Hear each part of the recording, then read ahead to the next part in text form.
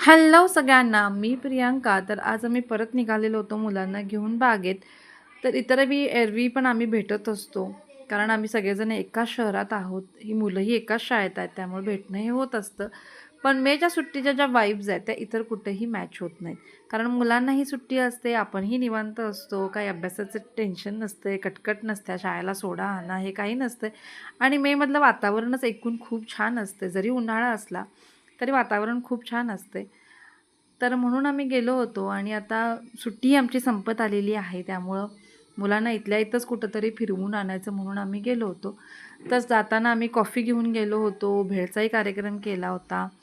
तर मम्मीनं भेळचं सगळं साहित्य आणलं होतं, कॉफी घरातनं करून आणली होती आणि इथं ही मुलं खेळत होती मामासोबत आणि ह्यांचं मामासोबत ट्युनिंग अगदी छान जमतं आणि मामाही त्यांच्यासोबत खूप हसत खेळत असतो, त्यामुळे मामासोबत त्यांचं चांगलं जमतं सगळ्यांचं.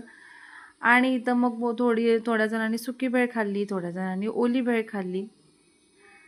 तर हे दिवस तिकडे गेल्यानंतर आठवतात, आपण एकत्र मजा केलेली, कारण वर्षातून एकदाच आम्ही इतके दिवस राहायला येतो.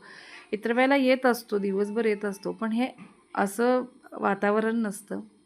त्यानंतर संध्याकाळी आज केला होता खुसका राईस आणि मसुरा, कारण भेळ वगैरे सगळ्यांनी खाल्ली होती.